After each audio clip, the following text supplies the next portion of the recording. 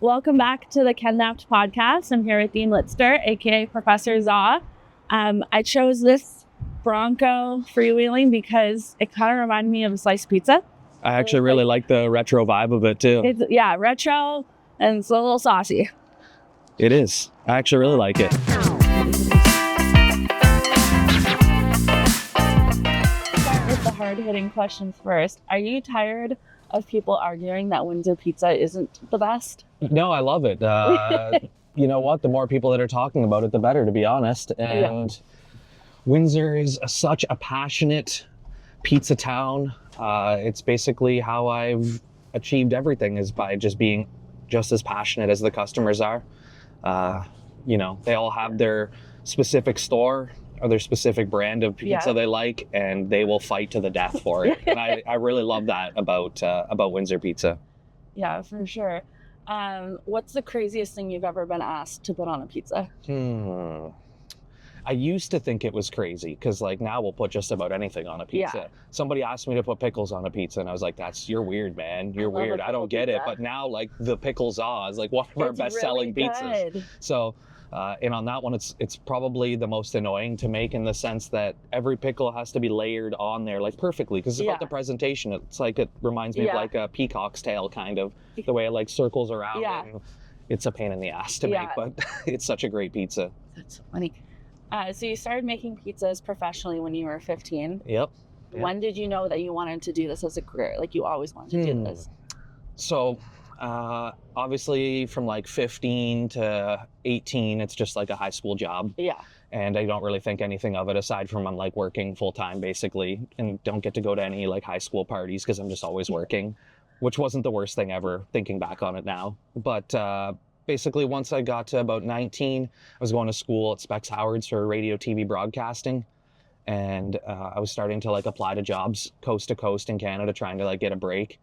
And at the same time, Armando's is like, hey, we really want you to manage our restaurant. Yeah. And I was really into it. And kind of like the TV thing, I was very, very close because I got a really good job offer and I was going to go and take it. And then like a day before, they're like, oh, the A channel went up for sale. That's how long ago this was. The A channel went up for sale.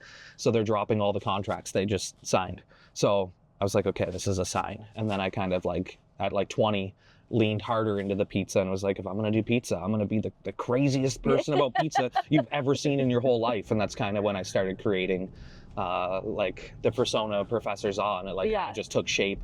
It took a long time to kind of take shape to get it to where it was, but it's been like a really fun adventure, that's for sure. Yeah, you're like the Windsor pizza guy. And that's always what I've always wanted, was like, I just want people to be like, this is the guy that makes pizza. And that's the pizza guy. And that's like what I always wanted. So mission accomplished. Yeah.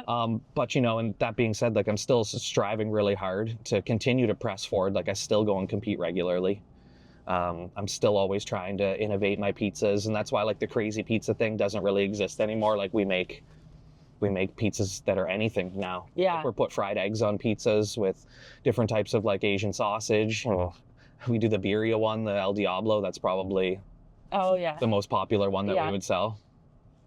Unswitch. Or the Coney dog with the hot dogs. That's my favorite. But I was gonna ask you if you've ever put a hot dog on a pizza. Oh yeah, we do the Coney dog, and some people are like, I don't know, man. And like even my mom was like, I'm against this, and she ate a piece of it, and she like secretly took the entire pizza home with her and called me the next day to be like, I couldn't tell you in person, that was probably the best pizza I ever had. I'm almost ashamed to say it.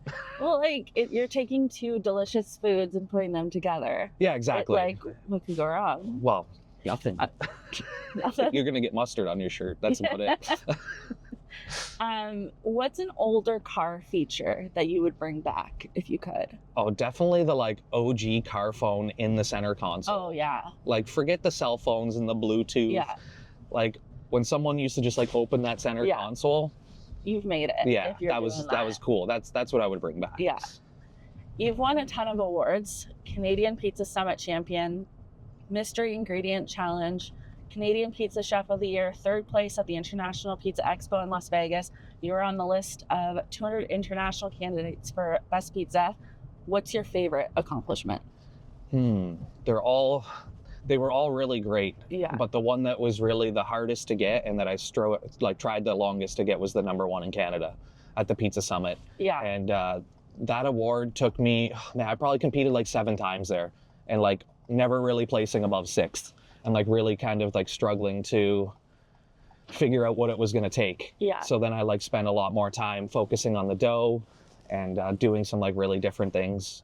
And that one meant the most. That was the hardest award for me to win. And that same pizza, I got 3rd place in Vegas with it as well. Yeah. So like that pizza to me like stood the test of time. I took it the full distance I could take it. And that pizza missed 2nd place in Vegas by like such a small margin of points. And like that's my next goal, is I want to win number 1 in the pan division in Vegas. I've competed in the pan division in Vegas probably 8 times. I've placed as high as 3rd, but never above that. And now the division is harder than ever. There's sometimes 80 people in it. And the level of pizza competition is something completely different than it's ever been. Yeah. It's crazy. All these chefs are getting more involved in pizza. So they're bringing in like higher prepared foods. It's not just like slicing and dicing stuff up anymore. It's a lot of like topping manipulation. And then now bakers are coming in, and it's really elevating the dough game too, to like honestly a place that I don't think pizza's ever really been before. And it's like really, really cool to see.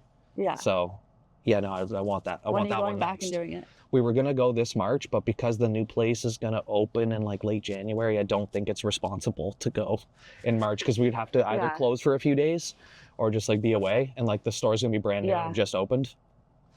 Tell me about the new place. Okay, the new place. Depending when this podcast comes out, it could be open already, but for right now, we're gonna This say will come out mid-January. okay. It's centrally located in Windsor. It's somewhere that my customers have always wanted me to be. Amherstburg was always good to me, and people would drive from far and wide to come there. But the vast majority of people want me in Windsor. So we saw an opportunity at this really great location, and we took it over. Right now, we've been working on it for about 6 weeks. It's getting really close to being done. So exciting. Everything was going really cool until one of the ovens I bought just like straight up didn't work. Perfect. So like, Perfect. it seems like a big deal, but I'm like, I just called the guy and I'm like, you know what? Just give me the other oven that I wanted in the first place. And my bad on that one. It was like probably like a $600 error, because I had to get this really expensive plug built for it. Yeah. But you know what? That's kind of just the way things go sometimes. That's how she goes. Yeah, that's how she goes. And so we're trying to do something a little bit different there. It's still very much Windsor pizza, but I wanted to kind of take Windsor pizza to another level, where it's like we're using like a select keynote flour. That's a high protein flour, olive oil in the dough instead of canola oil, and sea salt instead of table salt. And like all of these little things start to kind of slowly add up to some differences. Yeah. And I just want to take things to a different level, and we even have some other secrets up our sleeves. You know, we're going to be using fresh pineapple only, no more canned pineapple, no canned goods at all, really. Even the canned mushrooms. Canned mushroom? Canned in-house mushrooms. Whoa. Yes. Whoa. Revolutionary here. In-house canned mushrooms that came from Kingsville, not China. So that's kind of like our take, is we want to do things a little bit more like elevated. Yeah, more elevated, but still keeping really true to Windsor pizza. Like still that same foundation that's there is not going anywhere. And we're kind of modifying like the sauce that we use, and just doing things a little different on top of selling Detroit's every day instead of just Sunday. Yeah. And obviously nobody else in Windsor really sells Detroit styles. So that's something that I've been working on for well over 10 years, is selling Detroit styles, perfecting them. And I think the ones that we're going to be making now with the new dough that we're using is really going to elevate them to a level they haven't been on before. Yeah. So I'm excited. I didn't realize that Detroit style pizza started kind of in the automotive industry with the blue steel pans. Yes. You have taught a class for Detroit style pizza. What's a tip that you would give for making that sort of pizza at home? Making it at home. So you're just going to want to be, I'd say it's easier to make it home than a regular pizza, because I don't think you really need a pizza stone to get away with it. If you had one, it would work, but you can just put it right on the rack. It's about having a good pan. You can use a Detroit steel pan. They still make them, a blue steel. Lloyd's is pretty popular right now. That's what I use. It comes out of Spokane, Washington, and it's like an anodized aluminum pan. So it's like got a little bit more longevity in it. You don't have to season it. And they're really, really high quality. So like that's kind of what I like to use. So I'd recommend that. You can get them on Amazon. You can buy them sometimes locally, but not really. Yeah. They're hard to get and they're pretty expensive. and just like making a good dough and letting it proof. Good Detroit pizza is about patience, you know, letting the dough proof and rise. And a lot of times, if you've had a Detroit at my restaurant, that dough's been proofing at room temperature for probably about 6 hours, and it has to be pressed down and managed throughout the day. And depending on the season, that becomes more work. In the summer, it's obviously hotter, it rises faster. Yeah. So, you know, there's a lot of little pieces there. But you know what? That's what makes it so special, is that we take the time to have all that attention to detail. Like, do you want me to park like right out front here? Yeah, that's Where good. it was? Okay. If you had to use a parts tray to make pizza, do you agree the best one would be from Knapp'd? A parts tray to make, oh, absolutely. I bet you guys have some really great, We have great trays.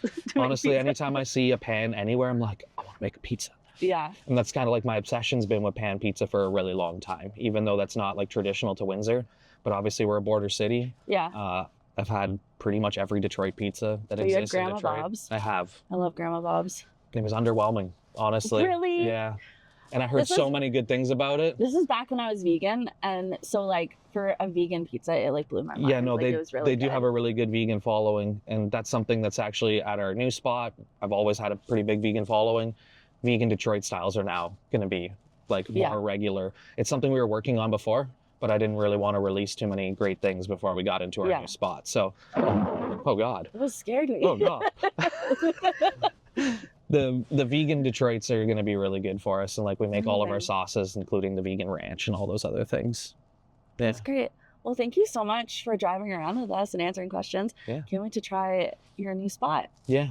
It won't be a secret when it's opening, that's for sure. Oh, yeah. No, it's coming soon. Okay, we'll have to announce it on our socials. For sure, I'll let everybody know. Okay, that way we can get you guys out there. Thank you so much. Thanks for letting me go for a car ride. Yeah, of course. This car is pretty nice to drive.